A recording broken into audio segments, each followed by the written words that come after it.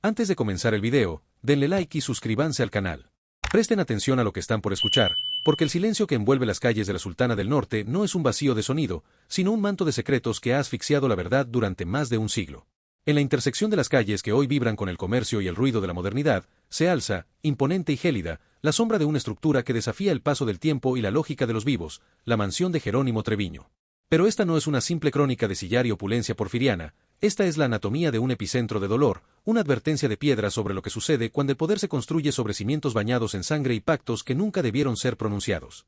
Existe un Monterrey que no aparece en las guías turísticas, un Monterrey que respira bajo el pavimento de la calle Morelos, donde los ecos de los carruajes y los gritos de la guerra parecen haberse quedado atrapados en un bucle eterno. El gobierno y las instituciones oficiales han intentado, con un celo sospechoso, reducir la figura del general Jerónimo Treviño a la de un simple héroe de la Reforma y la intervención francesa. Pero, ¿por qué los archivos sobre la construcción de su residencia principal son tan escasos? ¿Por qué se omiten los relatos de los obreros que, a finales del siglo XIX, juraban que la tierra misma bajo la mansión gemía con una voz humana? La verdad es mucho más oscura. Se habla de una maldición que no nació con el general, sino que fue despertada por él. El Cerro de la Silla, esa mole de piedra que vigila la ciudad, no solo es un símbolo geográfico, para los antiguos habitantes de este valle, era un tótem cargado de una energía telúrica violenta. La mansión de Treviño, ubicada estratégicamente en el corazón de lo que fue el asentamiento original, parece actuar como un pararrayos para las almas que no encontraron descanso en las múltiples batallas que desgarraron esta tierra. Hay un hecho que el discurso oficial prefiere ignorar. Durante décadas, los vigilantes y el personal de limpieza de los edificios circundantes han reportado la presencia de figuras vestidas de época que atraviesan los muros, no como proyecciones residuales, sino como entidades con una conciencia perturbadoramente presente. Entrar en la historia de esta mansión es descender a un abismo psicológico. Imaginen por un momento la mente de un hombre como Treviño, un militar curtido en la pólvora, un hombre que vio morir a miles y que, sin embargo, en la intimidad de su hogar, se dice que temía a la oscuridad más que a cualquier carga de caballería. Los testimonios de la época, rescatados de diarios privados que el tiempo no logró incinerar, hablan de una habitación en la planta alta que permanecía sellada, no por tesoros, sino por un horror que el general intentaba contener. Se dice que los espejos de la mansión, esos cristales traídos de Europa que adornaban los salones de baile, nunca reflejaban solo a los invitados, sino que mostraban rostros desfigurados, sombras de niños y soldados que reclamaban su lugar en el mundo de los vivos. El legado prohibido no es solo una frase dramática, es una realidad técnica. Los cimientos de la propiedad de Treviño están entrelazados con el sistema de túneles y acequias que conectaban el viejo Monterrey, conductos que durante la batalla de 1846 se convirtieron en tumbas húmedas para cientos de defensores y atacantes. Esa sangre, filtrada en la porosidad del sillar, ha creado una atmósfera de opresión que los ciudadanos de 30, 40 o 50 años, aquellos que conservan la memoria oral de sus abuelos, conocen bien. No es casualidad que, a pesar de su valor histórico, la mansión haya pasado por periodos de abandono absoluto, como si la misma ciudad intentara expulsar un órgano infectado. En este documental, no nos detendremos en la superficie. Vamos a explorar la arquitectura como si fuera una cicatriz en el rostro de la historia. Analizaremos por qué la distribución de las cámaras parece obedecer más a un diseño de defensa espiritual que a la comodidad de una familia aristocrática. Escudriñaremos los rincones donde la luz se niega a entrar, incluso a mediodía, y donde la temperatura desciende varios grados sin explicación física. La mansión de Jerónimo Treviño es el espejo de una época de hierro y sangre, un recordatorio de que los grandes hombres suelen dejar tras de sí sombras igual de grandes. Prepárense para cuestionar todo lo que saben sobre el pasado de Monterrey. Porque mientras ustedes caminan por el centro histórico, ignorando las miradas que surgen desde las ventanas oscurecidas, la mansión sigue allí, esperando. Ella sabe que el tiempo es circular y que la deuda de sangre que el general Treviño contrajo con esta tierra aún no ha sido pagada. El velo es delgado, y esta noche, vamos a desgarrarlo por completo. Bienvenidos al inicio de un viaje hacia el corazón del miedo y la memoria. La pregunta no es si la mansión está embrujada, sino si somos lo suficientemente valientes para escuchar lo que los muertos tienen que decirnos sobre el origen de nuestro propio presente. ¿Sienten esa presión en el pecho al acercarse a los viejos muros? No es el calor del norte, es la vibración de una historia que respira bajo la piedra. Comencemos. Para comprender la oscuridad que emana de los muros de la mansión de Jerónimo Treviño, debemos hundir las manos en la tierra, rasgar el pavimento del Monterrey moderno y descender a una época donde el tiempo no se medía en relojes, sino en ciclos de sacrificio y la implacable voluntad del sol. Mucho antes de que el sillar, esa piedra caliza blanca, porosa y sedienta, fuera cortado de las canteras para dar forma a la residencia del general, este suelo ya conocía el sabor de la sangre. Existe una falacia histórica que nos hace creer que el norte de México era un desierto vacío, un páramo sin alma hasta la llegada de la espada española. Nada más lejos de la realidad. Este valle, custodiado por la silueta bífida del Cerro de la Silla y la presencia imponente de la Huasteca, era un escenario de ritos que harían palidecer la imaginación más febril. Los antiguos habitantes de esta región, las naciones nómadas que los españoles llamaron genéricamente chichimecas, borrados, alazapas, guachichiles, mantenían una relación con la geografía que rayaba en lo terrorífico.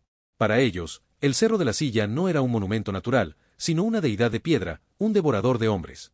Investigaciones silenciadas y diarios de misioneros del siglo XVII, como los de Alonso de León, sugieren que en las faldas de estos cerros, y específicamente cerca de los Ojos de Agua de Santa Lucía, a escasos metros de donde se erigiría la mansión, se realizaban ceremonias de una violencia estética perturbadora. No eran sacrificios masivos al estilo de Tenochtitlán, sino actos de comunión con la tierra seca. Se dice que, en épocas de sequía extrema, cuando el cielo de Monterrey se volvía un horno de color cobalto, se ofrecía la sangre de los guerreros más jóvenes para alimentar las venas subterráneas de agua que corrían bajo el sitio donde hoy se cruzan las calles del centro. El concepto de Tlaloc en el centro de México tenía aquí su contraparte en divinidades mucho más primordiales y feroces, fuerzas que exigían un tributo constante para permitir que la vida brotara en un entorno tan hostil. La mansión de Treviño se asienta precisamente sobre un punto de convergencia energética, un axis mundi donde la arqueología prohibida ha sugerido el hallazgo de restos óseos con marcas de desmembramiento ritual, enterrados en una configuración circular que data de siglos antes de la fundación de la ciudad por Diego de Montemayor. Es posible que el general, en su afán de dominio, hubiera elegido este sitio no por su ubicación estratégica, sino atraído por una frecuencia vibratoria que solo los hombres de guerra pueden percibir. La psicología del territorio nos dicta que los lugares donde se ha vertido sangre de manera ritual desarrollan una memoria celular. El sillar de la mansión, por su naturaleza porosa, actúa como una esponja metafísica. Imaginen el proceso: la piedra es extraída de la tierra, cargada con el trauma de milenios de supervivencia y muerte, y luego es apilada para encerrar el espacio privado de un hombre que representaba el nuevo orden. Pero la tierra no reconoce dueños ni títulos de propiedad. El Cerro Maldito, como algunos antiguos pobladores se referían a ciertas elevaciones cercanas, proyecta su sombra sobre la mansión, creando un microclima de opresión. Los obreros que cavaron los cimientos de la casa de Treviño en el siglo XIX dejaron testimonios orales, transmitidos de generación en generación, sobre el hallazgo de ídolos de piedra oscura y cenizas humanas que, al ser expuestos al aire, emitían un hedor a materia orgánica fresca, como si el tiempo se hubiera detenido bajo el peso del suelo. Este es el pecado original de la propiedad, la profanación de un santuario de la desesperación. Cada vez que el viento del norte sopla con fuerza y silba entre las cornisas de la mansión, no es solo el aire, es el eco de los cánticos de los borrados, las tribus que se pintaban el cuerpo con rayas negras para mimetizarse con las sombras y que juraron que ningún invasor encontraría paz definitiva en este valle. El general Treviño, un hombre que creía en el progreso y en la lógica del acero, ignoraba que estaba construyendo su alcoba sobre un osario de dioses olvidados. La sangre ancestral de la que hablamos no es una metáfora, es el componente invisible que mantiene en pie los muros de la mansión mientras todo lo demás a su alrededor parece sucumbir al caos.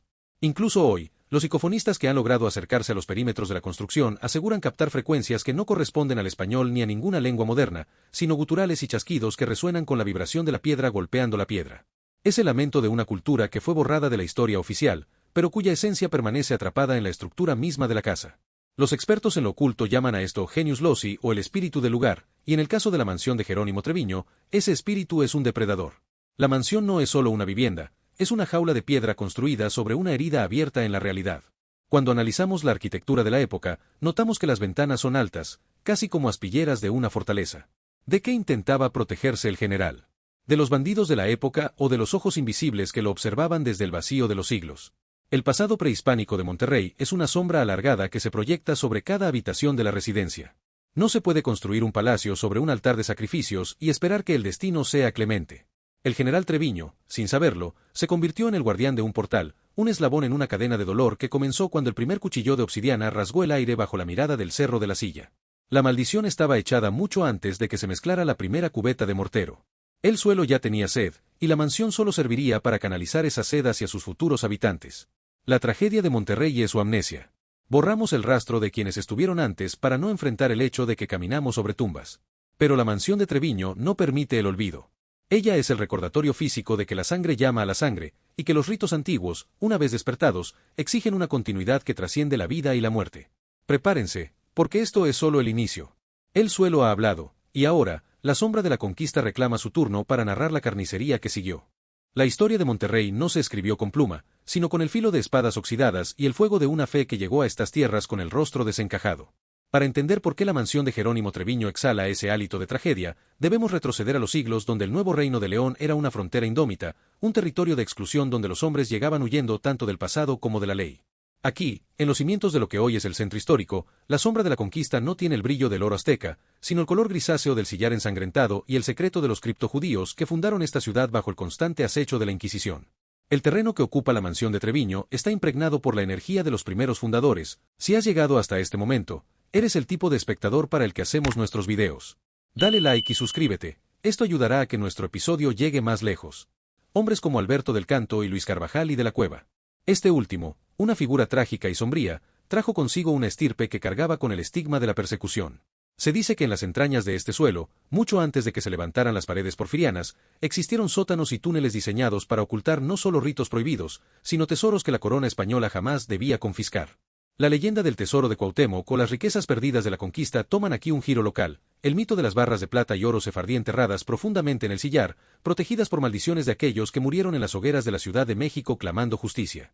La arquitectura de la mansión, con sus muros de un grosor que desafía la necesidad habitacional, es un eco de esa paranoia colonial. Cada bloque de piedra extraído de las canteras de San Luis o de las cercanías del Cerro del Obispado fue colocado por manos que conocían el miedo. El sillar, esa piedra que caracteriza al Monterrey antiguo, tiene una propiedad casi orgánica. Es una caliza formada por sedimentos marinos de hace millones de años, una masa de fósiles que, según los estudiosos de la psicometría, recuerda el dolor. Cuando el general Treviño decidió erigir su palacio sobre estos remanentes, no solo estaba levantando una casa, estaba sellando un portal hacia una época de tortura y resistencia. Hablemos de la tortura. Los registros históricos, a menudo suavizados por los cronistas oficiales, sugieren que en la zona aledaña a la actual calle Morelos se llevaron a cabo los castigos más ejemplares contra los nativos que se negaban a la servidumbre. Existe el relato de un cacique local que, antes de ser ejecutado en el mismo cuadrante donde se alza la mansión, maldijo la descendencia de cualquiera que intentara reinar sobre ese pedazo de tierra. La piedra beberá su orgullo y devolverá solo ceniza, dicen que fueron sus palabras. Esa energía de la conquista, de la imposición de una cultura sobre otra a base de fuego, quedó atrapada en los túneles que cruzan el subsuelo del centro de Monterrey. Se cree que la mansión de Treviño conecta con una red de pasadizos que datan del virreinato, corredores oscuros donde la humedad nunca se seca y donde el aire huele a hierro oxidado, el inconfundible aroma de la sangre vieja. Psicológicamente, vivir sobre un suelo con tal carga de violencia genera un fenómeno de opresión ambiental. El general Treviño, a pesar de su estampa de guerrero indomable, se dice que en sus cartas personales, algunas guardadas en archivos familiares celosamente custodiados, mencionaba una sensación de pesadez en el aire al caer la tarde. No era el calor del noreste, era la presencia de lo invisible. El diseño de la mansión, con su mirador que vigila el horizonte, parece una respuesta arquitectónica al miedo, la necesidad de observar quién se acerca, no solo en el plano físico, sino en el espiritual. La bandera y el mirador, nuestro ancla en esta historia, comienza aquí a cobrar sentido. Desde lo alto, se vigilaba un desierto que parecía devolver la mirada con 1000 ojos llenos de rencor. Imaginen las noches en esa mansión durante el siglo XIX, cuando el general intentaba descansar tras las campañas militares. Los crujidos de la madera y la contracción de la piedra no eran ruidos térmicos, eran, según las leyendas urbanas de la época, los susurros de los fantasmas de la conquista. Se habla de una aparición en particular, un hombre con armadura abollada y sin rostro que recorre los pasillos exteriores, buscando una entrada a los sótanos. Es un antiguo conquistador buscando su oro oculto o un guardián eterno de los secretos que la familia Treviño heredó al comprar ese terreno. El legado prohibido se manifiesta en la codicia. Se dice que durante la construcción de la mansión, se encontraron vestigios de una fundición clandestina y restos de grilletes coloniales. El general, en lugar de denunciar el hallazgo, ordenó cubrirlo con capas de cal y canto. Pero la historia no se deja enterrar tan fácilmente.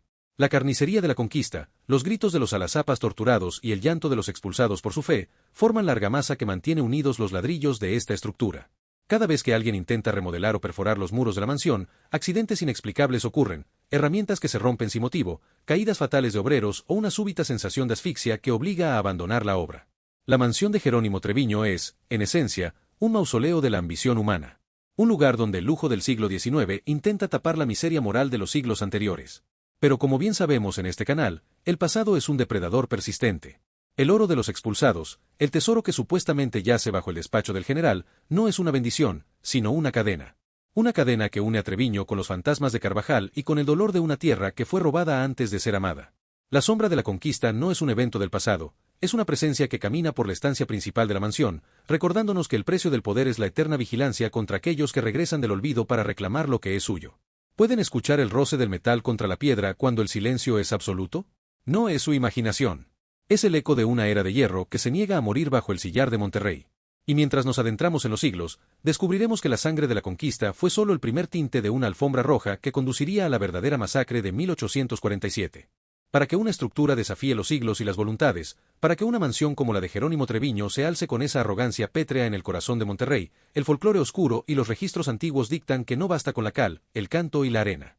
Se necesita un sacrificio. La tierra sedienta por los ritos antiguos y las matanzas de la conquista debía recibir una ofrenda que sellara el pacto entre arquitectura y abismo. En este bloque, exploramos la fase más crítica, los cimientos regados con la primera sangre y como el eco de la muerte de figuras de alto rango encontró un lúgubre reflejo en el norte. Durante la transición del virreinato a la independencia, los planos de la futura residencia circularon entre manos febriles.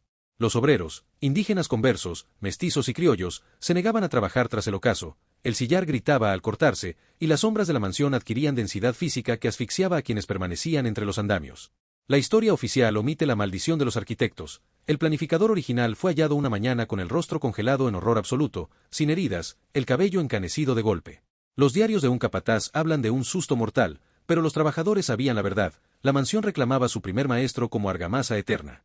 Cada bloque de sillar parecía absorber la energía vital de quienes lo manipulaban.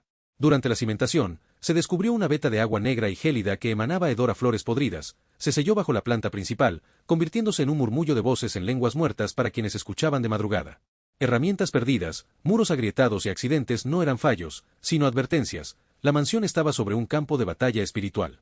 El general Treviño heredaría no solo la propiedad, sino este ecosistema de pavor. El mirador fue concebido para detectar lo que no es humano, y centinelas se encadenaban al verlo. La muerte del primer arquitecto fue solo el prólogo. Durante la construcción ocurrieron al menos 12 decesos accidentales, aplastamientos, caídas imposibles y desapariciones. La leyenda de El emparedado del sillar habla de un obrero sellado vivo en una columna que mantiene temperatura corporal constante. El sillar se convirtió en registro geológico y emocional. La sangre de los constructores mezclada con la tierra sagrada creó una barrera entre luz y sombras. La mansión respiraba por chimeneas y observaba a través de ventanas. El general entraba no a una casa, sino a una trampa que había devorado a sus creadores. El mirador y la bandera no eran meros símbolos, vigilaban que la oscuridad no escapara de los límites de la propiedad. Los ciudadanos admiraban la fachada, mientras dentro el silencio era palpable. Los obreros sobrevivientes perdieron la razón, hablando con las paredes como pidiendo perdón por despertar la piedra milenaria. La mansión, tras probar la sangre de los humildes y técnicos, se preparaba para la guerra de 1847, donde sus cimientos serían puestos a prueba por fuego y sacrificio, y el general Treviño entraría en la historia cargando el peso de cada alma atrapada entre sus ladrillos. Llegamos ahora al año de la ceniza y el trueno, 1846 y 1847, cuando el cielo de Monterrey se tiñó de un rojo que no era el del atardecer, sino el reflejo de una ciudad que se consumía en su propio martirio. Para entender la carga espectral que habita en la mansión de Jerónimo Treviño, debemos comprender que esta estructura no solo se asienta sobre ritos antiguos y sangre de constructores, sino que fue el epicentro de una de las carnicerías más brutales de la historia continental, la intervención estadounidense. En este bloque, el sillar de Monterrey deja de ser solo piedra para convertirse en un testigo mudo, saturado por el plomo y los gritos de aquellos jóvenes que vieron sus sueños triturados por la maquinaria de guerra de los voluntarios de Mississippi. La batalla de Monterrey no fue un enfrentamiento de campo abierto, fue una guerra de ratas, una lucha casa por casa, habitación por habitación. Los invasores, bajo el mando del general Zachary Taylor, descubrieron con horror que los habitantes de la Sultana del Norte habían convertido cada residencia en una fortaleza. La zona donde se erige la mansión Treviño era el corazón de esta resistencia desesperada. Imaginen el escenario, las calles estrechas convertidas en embudos de muerte, el eco de los cañones rebotando las faldas del Cerro de la Silla y el olor penetrante de la pólvora negra mezclándose con el hedor de los cuerpos que, tras días de asedio, comenzaban a pudrirse bajo el sol implacable del norte. Aquí es donde la figura de los niños héroes, esa arquetípica tragedia de la juventud sacrificada, cobra una dimensión local y profundamente dolorosa. Aunque la historia oficial centra el mito en Chapultepec, Monterrey tuvo sus propios mártires imberbes. Eran cadetes, hijos de familias locales y jóvenes soldados que, con apenas 15 o 17 años, se atrincheraron en los alrededores de lo que hoy es la mansión, jurando que los gringos no pasarían de la siguiente esquina. Los diarios de oficiales estadounidenses, como los del teniente Meade, describen con una mezcla de respeto y repugnancia cómo tenían que abrirse paso derribando muros con picos y palas, solo para encontrar al otro lado a niños soldado con las manos ensangrentadas, sosteniendo bayonetas caladas hasta el último suspiro. Psicológicamente, este bloque representa la fractura total del espíritu del lugar. La violencia de 1847 no fue solo física, fue una violación del santuario doméstico. Los muros de sillar, que debían proteger a las familias, se convirtieron en sus tumbas. Se cuenta que en el terreno de la mansión Treviño se ubicaba un puesto de mando avanzado donde la resistencia mexicana se negó a capitular. Las descripciones de la época son desgarradoras. El sillar bebía la sangre con una avidez espantosa, las paredes blancas se volvían jaspeadas de un carmesí oscuro que ninguna lluvia lograba lavar, escribió un cronista anónimo en un pliego suelto que aún se conserva en la penumbra de los archivos históricos. El análisis psicológico de estos defensores es clave para nuestra narrativa Dark Documentary.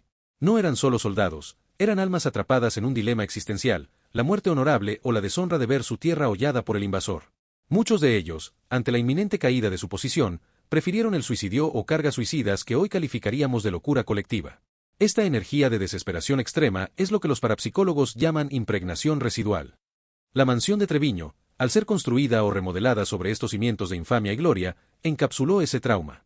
Cada bala que impactó en las cercanías, cada grito de un joven cuya vida fue cegada antes de tiempo, quedó grabado en la frecuencia vibratoria de la propiedad. El cerro maldito, el cerro de la silla, observaba desde la distancia como un dios impasible. Se dice que durante las noches de septiembre de 1846, una neblina antinatural descendía de las montañas y se arremolinaba en el centro de la ciudad, justo donde se encuentra la mansión. Los soldados estadounidenses, hombres curtidos en 1000 batallas, escribieron en sus cartas a casa que sentían que las casas los vigilaban, que las ventanas eran ojos llenos de un odio ancestral. No estamos luchando contra un ejército, estamos luchando contra la tierra misma, decía una misiva de un sargento de Ohio. Esa sensación de que el entorno es hostil, de que el suelo quiere devorarte, es el legado que Jerónimo Treviño heredaría décadas después. La conexión con la bandera y el mirador se intensifica en este punto. Durante el asedio, el punto más alto de las construcciones locales era utilizado para ondear banderas de señales, pero también para que los francotiradores mexicanos, los cazadores de Monterrey, sembraran el terror entre las filas invasoras. El mirador de la mansión se convierte así en un símbolo de vigilancia eterna, la mirada que nunca descansa, el centinela que sigue apostado en lo alto, esperando el regreso de un enemigo que ya se fue, o que quizás nunca se ha ido del todo. ¿Qué queda hoy de esa masacre bajo el sillar de la mansión? Los restos de metralla encontrados en excavaciones recientes no son solo metal, son reliquias de un dolor que no ha encontrado catarsis. Se habla de que, en ciertas fechas del aniversario de la batalla, el aire dentro de la mansión de Treviño adquiere un sabor metálico, y se escuchan los pasos pesados de las botas de los granaderos mexicanos mezclados con el llanto ahogado de los jóvenes que no querían morir.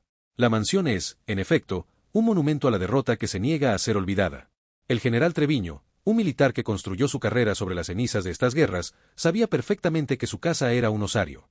Quizás por eso, su arquitectura es tan defensiva, tan cerrada, como si intentara evitar que las almas de 1847 salieran a reclamar su lugar en el mundo de los vivos. La masacre de 1847 es la herida abierta de Monterrey, y la mansión de Jerónimo Treviño es la venda de piedra que intenta cubrirla, sin éxito. La sangre sigue brotando en el plano de lo invisible, y mientras caminamos por sus pasillos, debemos recordar que cada paso que damos es sobre el suelo donde un niño héroe dio su último aliento, maldiciendo el nombre de aquellos que vendieron su patria. La historia es un ciclo de sangre, y el general Treviño estaba a punto de convertirse en el siguiente eslabón de esta cadena de sombras. La mansión de Jerónimo Treviño en Monterrey no es solo una obra arquitectónica, sino un ancla de la historia donde el mito de Juan Escutia y los niños héroes cobra una dimensión trágica y local. El mirador de la propiedad funciona como un patíbulo simbólico que conecta el sacrificio de Chapultepec con la ocupación de 1847. Más que una torre de vigilancia, este sitio parece diseñado para observar el eterno retorno de los fantasmas que cayeron al vacío. El concepto del salto trasciende el heroísmo para convertirse en un trauma psicológico y físico. Bajo el mármol y el sillar de la mansión, se esconden rastros de adolescentes que intentaron sostenerse antes de caer. Documentos desenterrados de archivos militares en Washington, como las cartas del teniente Samuel H., registran desde 1846 la presencia de cadetes fantasmas, siluetas que se lanzan desde el pretil desapareciendo antes de tocar el suelo, dejando solo un suspiro en el aire. Para el general Treviño, el mirador fue un escenario de culpa. Se dice que conversaba con sombras invisibles, buscando el perdón de una tierra sembrada de mártires. En este contexto, la bandera deja de ser un símbolo patrio para convertirse en un sudario, una tela que absorbe la agonía de los caídos y que, según la leyenda, ondea sola con un sonido lacerante. El hallazgo de restos óseos y botones de uniformes bajo la estructura confirma que la mansión es un mausoleo vivo. No son alucinaciones, sino una anomalía temporal donde los niños fantasmas están condenados a repetir su defensa. El edificio impone una culpa del sobreviviente, obligando a mirar siempre hacia abajo, al punto del impacto. La mansión de Treviño es el recordatorio de que el salto de Escutia nunca terminó, el cadete sigue cayendo y el mirador sigue siendo el testigo mudo de una herida que no deja de sangrar. Tras el bautismo de fuego de 1847 y el eco del salto infinito, la mansión de Jerónimo Treviño se preparaba para su metamorfosis más inquietante, la era del sueño imperial. Aunque la historia nos dice que el archiduque Maximiliano de Habsburgo y su esposa, la emperatriz Carlota Amalia de Bélgica, concentraron su corte en el castillo de Chapultepec, el espíritu de su efímero y trágico imperio se extendió por el norte de México como una neblina dorada y tóxica. Jerónimo Treviño, El joven militar que se forjó en la resistencia contra los franceses desarrollaría una relación paradójica con este periodo. Como general republicano, luchó para destruir el trono. Como aristócrata de la Sultana del Norte, terminó construyendo una mansión que era un eco arquitectónico de la misma opulencia europea que juró expulsar. En este bloque, analizamos cómo el lujo se convirtió en la nueva máscara del horror en los salones de la calle Morelos. El arribo de la pareja imperial a México en 1864 trajo consigo una estética de falso orden. Maximiliano, un romántico empedernido con tendencias melancólicas, buscaba redimir una tierra que no lo quería, mientras que Carlota, con una ambición que ya empezaba a rozar los límites de la psicosis, soñaba con una corte que rivalizara con las de Viena o París. En las cartas que el archiduque enviaba a sus allegados en Europa, rescatadas de los archivos de la Casa de Habsburgo, se lee una frase premonitoria: «Este sol de México no ilumina, abraza, y sus piedras parecen guardar un rencor que ninguna ley puede aplacar». Esa misma sensación de rechazo telúrico es la que se siente al entrar en la mansión de Treviño. El general, tras la caída del Segundo Imperio, importó para su residencia el estilo Beaux Arts, mezclándolo con el sillar local. Era el intento de imponer un sueño de seda sobre una realidad de sangre. Imaginen los salones de la mansión en su apogeo, candelabros de cristal de Murano que temblaban ligeramente con el paso de los carruajes exteriores, tapices pesados de terciopelo que intentaban amortiguar los gritos del pasado y espejos con marcos de pan de oro que, según los sirvientes de la familia Treviño, parecían retener la luz de forma antinatural. El general Treviño no solo estaba construyendo una casa, estaba erigiendo un escenario para su propio ascenso al poder bajo la sombra de Porfirio Díaz. Sin embargo, la psicología del lugar dictaba algo más oscuro. El sueño imperial era, en esencia, un delirio.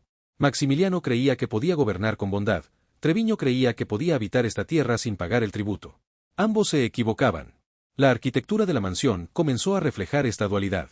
El mirador, ese punto alto que hemos establecido como el ancla de nuestra historia, fue refinado durante este periodo. Ya no era solo una atalaya de guerra, sino una logia de observación aristocrática. Se dice que el general Treviño, en un gesto que emulaba la melancolía de Maximiliano, subía al mirador para observar el horizonte del norte, buscando quizás una señal de que el orden porfiriano duraría 1000 años. Pero el mirador, como bien sabemos, está maldito. Desde allí, la vista del Cerro de la Silla no ofrecía paz, sino una advertencia.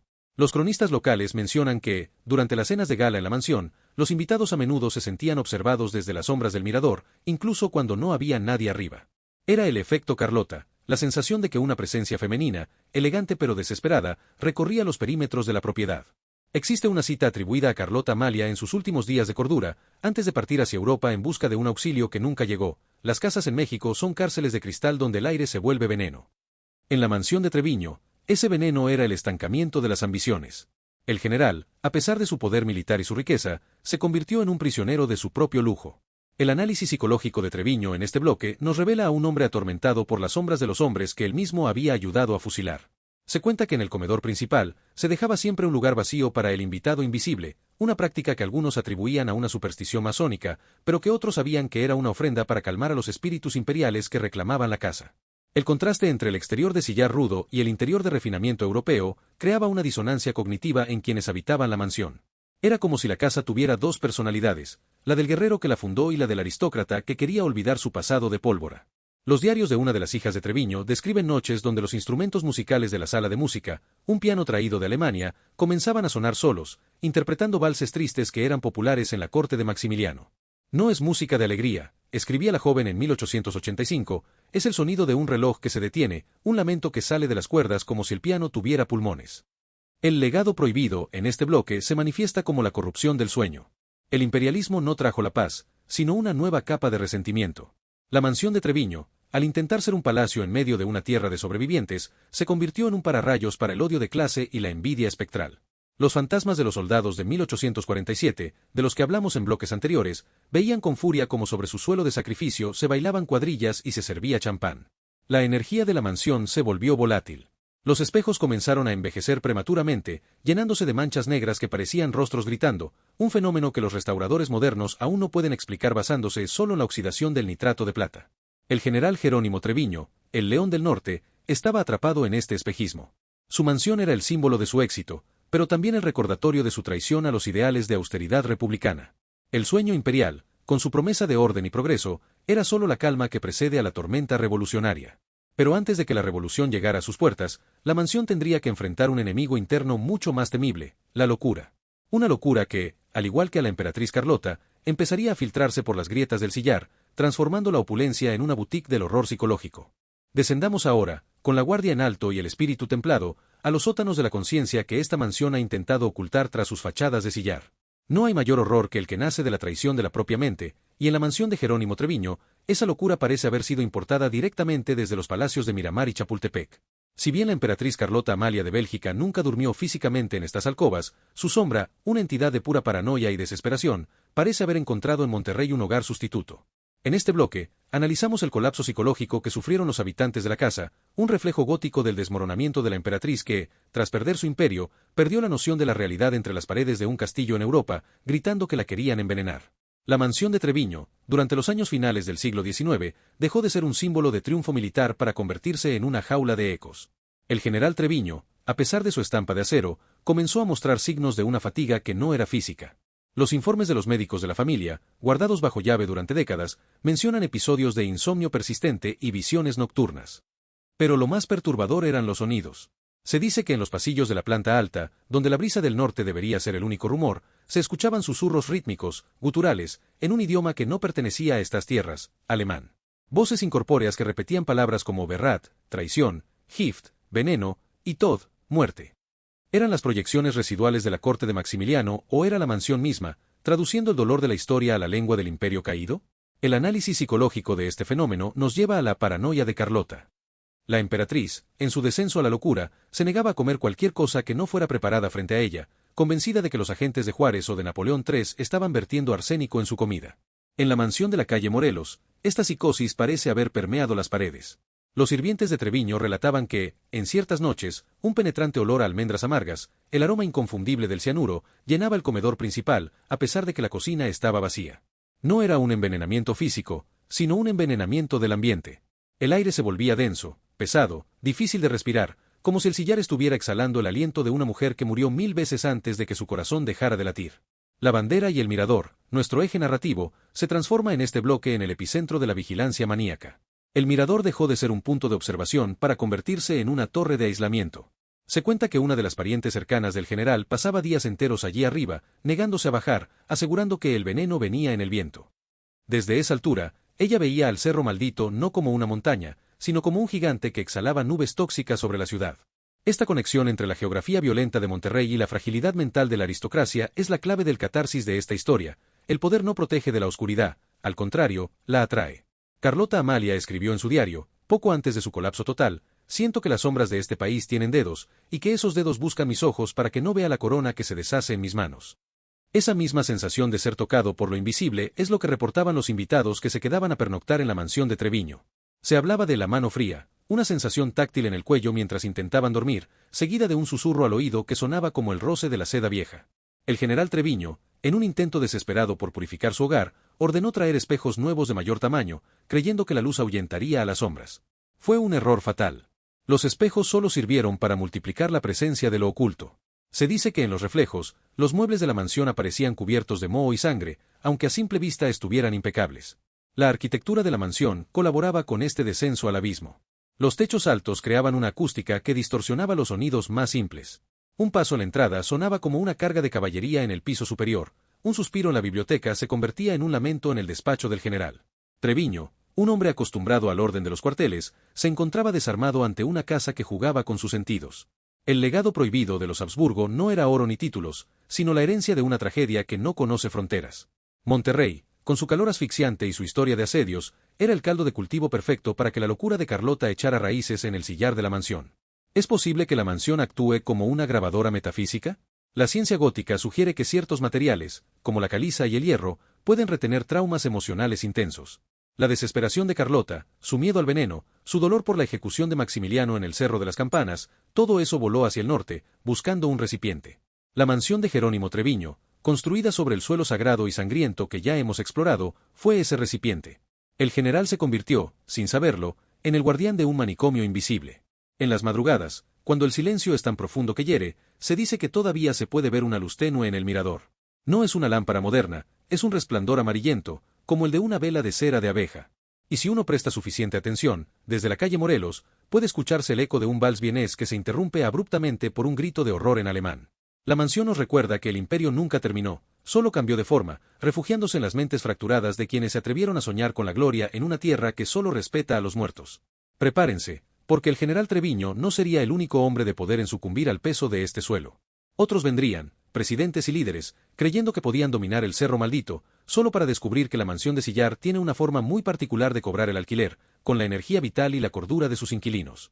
El descenso continúa, y la sombra de Porfirio Díaz ya se alarga sobre el umbral. La historia de México tiene la mansión de Jerónimo Treviño una silla eléctrica de piedra, un recinto donde el poder se transmuta en tragedia. A finales del siglo XIX, este sillar de Monterrey actuó como un espejo implacable para dos titanes opuestos, el dictador Porfirio Díaz y el apóstol Francisco I. Madero. Ambos compartieron bajo este techo la revelación de su propia caída. Porfirio Díaz, el general de generales, experimentaba una transformación inquietante al cruzar su umbral. Testimonios de 1903 describen cómo el hombre de hierro parecía encogerse, se negaba a dormir en la recámara principal alegando que los muros emitían un zumbido, una frecuencia de lamentos de aquellos que sacrificó en su ascenso. La mansión reflejaba la decadencia del porfiriismo, orden exterior, pero un interior carcomido por el remordimiento. Para Francisco I. Madero, la mansión fue un laboratorio místico.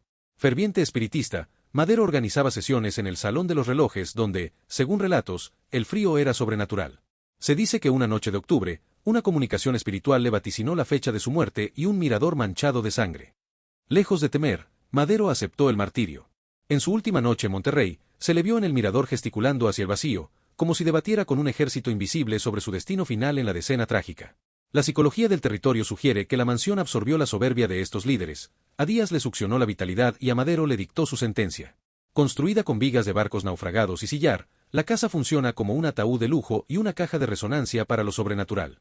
Tras el asesinato de Madero en 1913, las luces de la propiedad se encendieron solas por 3 días, marcando una procesión invisible hacia el mirador.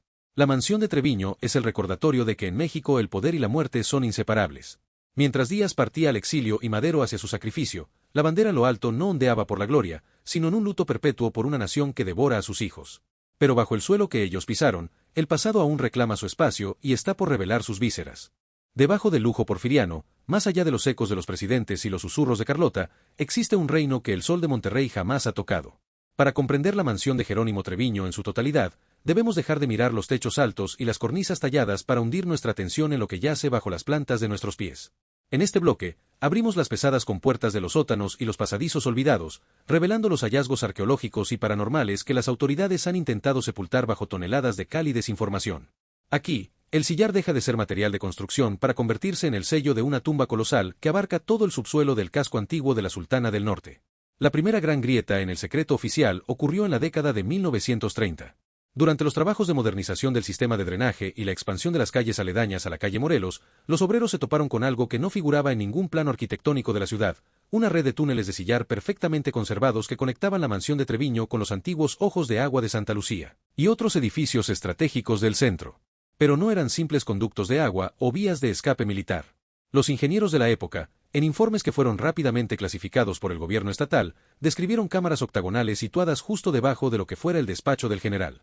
En las paredes de estas cámaras, se encontraron grabados que mezclaban simbología masónica con glifos indígenas que no correspondían a ninguna cultura conocida del noreste. El aire en esos túneles, según los testimonios de 1934, no era el de una cueva, sino el de un lugar que respiraba con una cadencia humana. ¿Por qué se ocultó este hallazgo? La respuesta es tan oscura como los pasadizos mismos.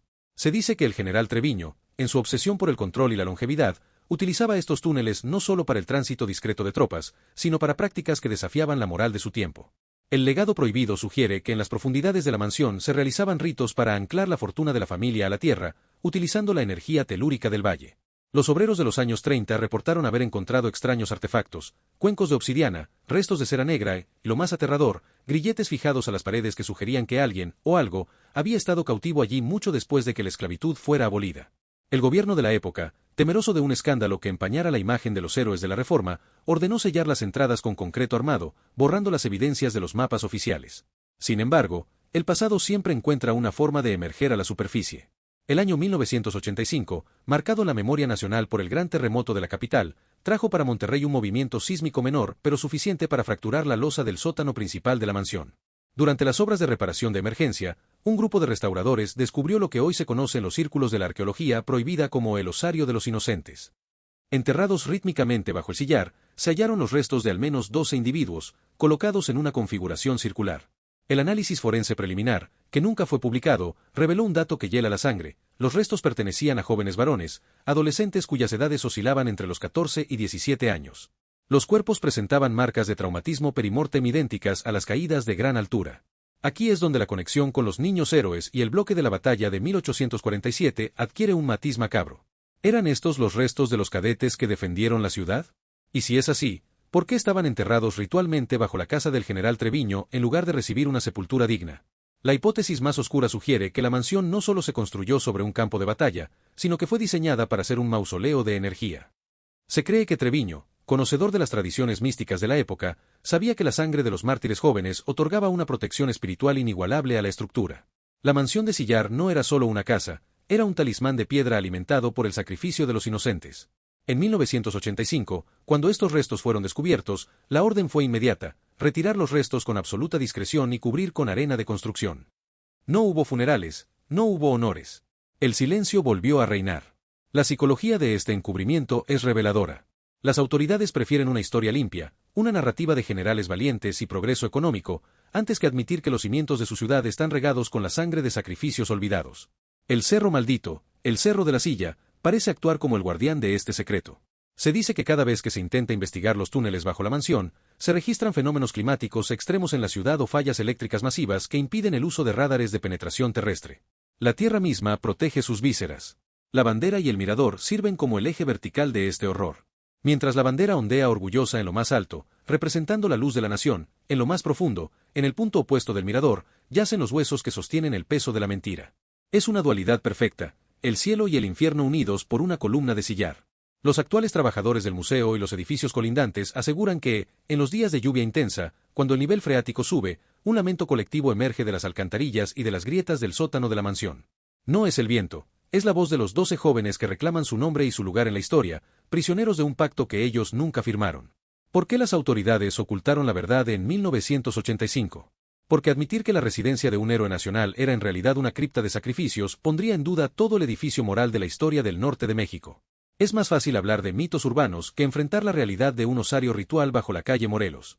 Pero para nosotros, los buscadores de la verdad en el Dark Documentary, las evidencias son claras.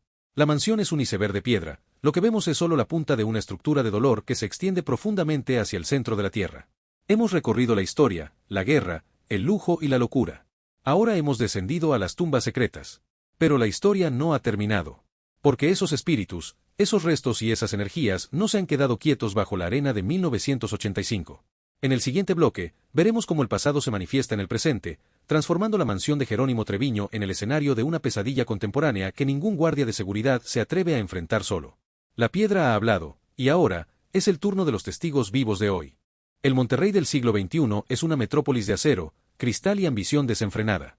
Una ciudad que se jacta de mirar siempre hacia el futuro, de ignorar el peso de sus cerros y de enterrar sus traumas bajo capas de asfalto y luces de neón. Pero en el corazón mismo de este rugido industrial, la mansión de Jerónimo Treviño permanece como un quiste de silencio, una anomalía temporal donde las leyes de la física moderna parecen doblegarse ante la voluntad de la piedra vieja. En este penúltimo bloque, abandonamos los archivos del pasado para escuchar los testimonios de quienes habitan la mansión hoy, los guardias de seguridad, los restauradores y los visitantes que, sin buscarlo, han cruzado el umbral de lo inexplicable. Aquí, el horror ya no es una leyenda, es una presencia táctil que respira en la nuca de los vivos. Hablemos de los centinelas modernos. Los guardias de seguridad que custodian la propiedad durante las interminables jornadas nocturnas son hombres curtidos, muchos de ellos exmilitares o policías con décadas de experiencia, personas poco dadas a la fantasía. Sin embargo, existe un pacto de silencio no escrito entre ellos. Don Ramiro, nombre cambiado por protección, quien trabajó en el recinto durante 12 años, nos relata una experiencia que lo obligó a renunciar. No es que veas fantasmas todo el tiempo, es que la casa te odia. El aire se vuelve tan espeso que sientes que caminas bajo el agua. Pero lo peor son los sonidos. En la planta alta, cerca del alcázar, comienza a sonar un vals. No es música de una radio, es un sonido tridimensional, como si una orquesta invisible estuviera instalada en el salón de baile. Los expertos en psicofonía que han logrado infiltrarse han captado melodías que corresponden a piezas populares de la época de Maximiliano, valses que se detienen abruptamente justo cuando alguien entra en la estancia, dejando tras de sí un vacío cargado de electricidad estática. La psicología de estos encuentros modernos es devastadora. Los testigos reportan un fenómeno conocido como atrapamiento emocional. No solo escuchan la música, sino que experimentan una tristeza súbita e inconsolable, un deseo de llorar que no les pertenece.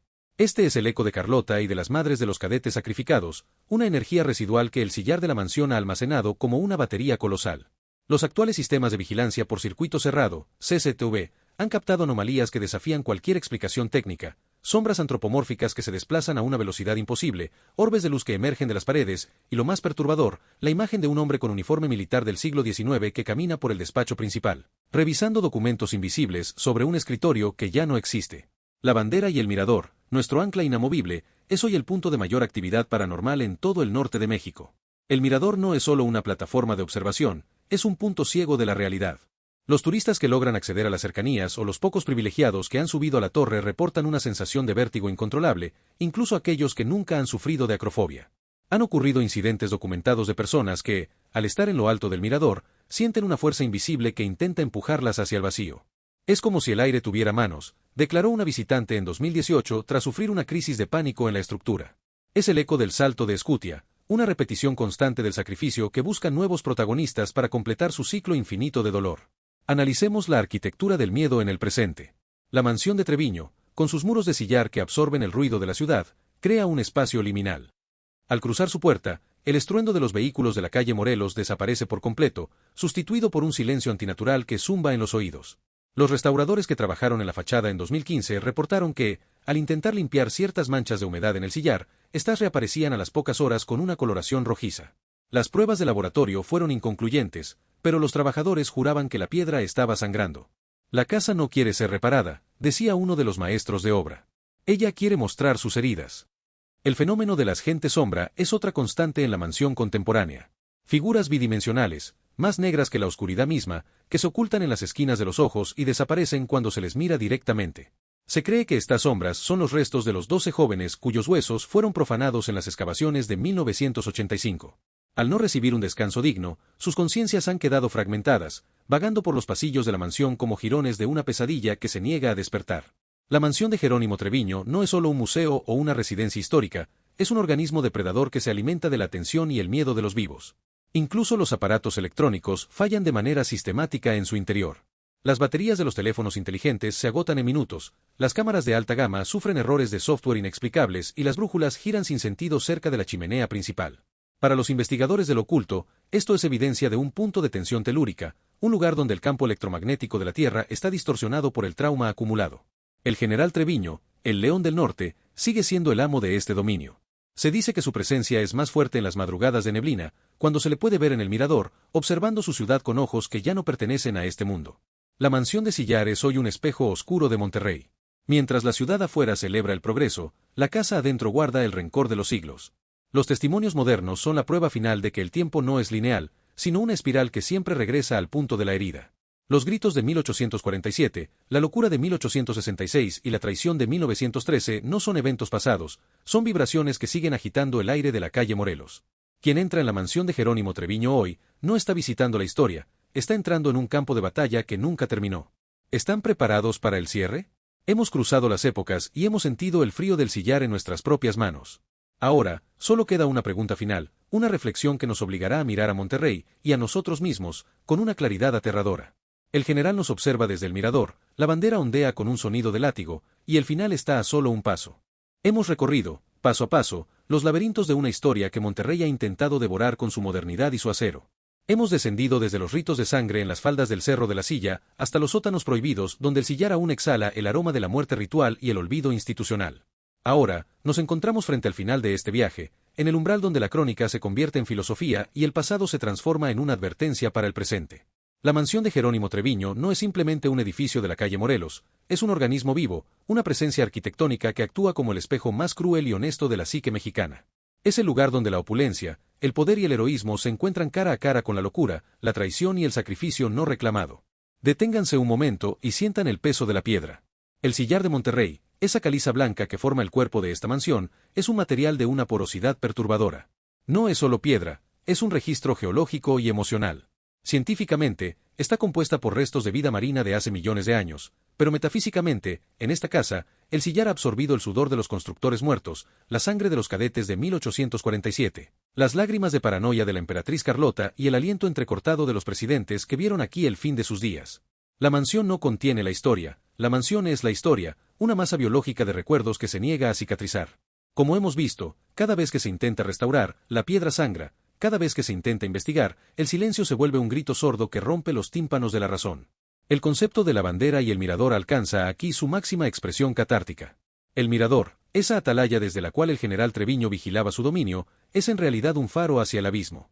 Desde lo alto, se observa un Monterrey que bulle con luces de neón, pero si uno entorna los ojos, puede ver las sombras de los niños héroes locales cayendo eternamente hacia el pavimento. La bandera que ondea en la parte superior no es un símbolo de victoria, sino un sudario colosal. Es la tela que envuelve el cuerpo roto de una nación que nunca ha terminado de enterrar a sus muertos. El cerro maldito, la silla de piedra que custodia el valle, observa la mansión como un juez impasible. Sabe que el tiempo de los hombres es breve, pero que el dolor que imprimimos en la tierra es eterno. La mansión es la prueba de que en México, la sangre derramada nunca se seca, solo se filtra hacia el subsuelo, alimentando las raíces de nuestra identidad más oscura. Analicemos el impacto psicológico de esta revelación. ¿Por qué nos fascina y nos aterra la historia de Jerónimo Treviño? Porque en el general vemos nuestra propia ambición, en Carlota, nuestra fragilidad mental ante el colapso de nuestros sueños, y en los niños de 1847, la inocencia que todos hemos perdido en el altar de la supervivencia. La mansión es una boutique del horror porque nos muestra lo que sucede cuando intentamos construir el lujo sobre un osario. El legado prohibido no es un tesoro de barras de oro, sino la comprensión de que somos herederos de una deuda de sangre que se cobra en forma de sombras nocturnas y susurros en idiomas olvidados. El gobierno puede sellar los túneles con concreto, puede borrar los registros de las excavaciones de 1985, pero no puede silenciar la frecuencia vibratoria de una casa que ha decidido recordar. La historia está viva. La sangre del pasado sigue brotando en las grietas del sillar de la calle Morelos. Esta es la gran catarsis de nuestro documental, comprender que Monterrey no es solo una ciudad de progreso, sino un palimpsesto de tragedias superpuestas. La mansión de Treviño es el punto donde todas esas capas convergen. Es un ancla de la historia que impide que la Sultana del Norte flote hacia una modernidad sin alma. Cada vez que alguien pasa por fuera de esa estructura y siente un escalofrío inexplicable, está teniendo una comunión con el general, con la emperatriz y con los soldados caídos. Es el reconocimiento instintivo de que la piedra tiene memoria y que esa memoria es, en última instancia, nuestra. Llegamos al acorde final. Las cámaras se apagan, pero la presencia de la mansión permanece en su mente. Hemos desnudado los secretos de las sombras, hemos escuchado los valses fantasmales y hemos mirado hacia el fondo de los túneles donde los huesos de los 12 jóvenes esperan una luz que nunca llega. Pero la pregunta ya no es qué pasó en el siglo XIX o qué se ocultó en 1985. La pregunta es sobre usted, que nos escucha desde la seguridad de su pantalla, en la comodidad de su hogar moderno, lejos del sillar gélido y los espejos manchados de la calle Morelos. ¿Se siente realmente a salvo? La historia tiene una forma muy peculiar de reclamar su espacio. A veces no necesita túneles ni mansiones, a veces solo necesita que alguien, en el silencio de la noche, se atreva a pensar en ella. El general Treviño sigue en el mirador, esperando a que el viento del norte traiga nuevas almas para alimentar el mito de su hogar prohibido. El ciclo del cerro maldito no se detiene. La bandera sigue ondeando con ese sonido de látigo que desgarra la calma. Y así, cerramos este expediente, dejando la puerta de la mansión entreabierta. Una última reflexión nos queda en el aire, una invitación que separa a los curiosos de los verdaderos buscadores de la verdad. Una pregunta que resuena en los pasillos de sillar y rebota en la silueta de la montaña. ¿Están listos para pasar una noche aquí, a solas con los ecos de Jerónimo Treviño, bajo la mirada del mirador y el peso de 12 almas sepultadas en el sillar? ¿Están preparados para que la casa les cuente su verdadera historia? Presten atención, porque a veces, cuando dejas de mirar al pasado, el pasado comienza a mirarte a ti. Si has llegado hasta este momento, eres el tipo de espectador para el que hacemos nuestros videos. Dale like y suscríbete, esto ayudará a que nuestro episodio llegue más lejos.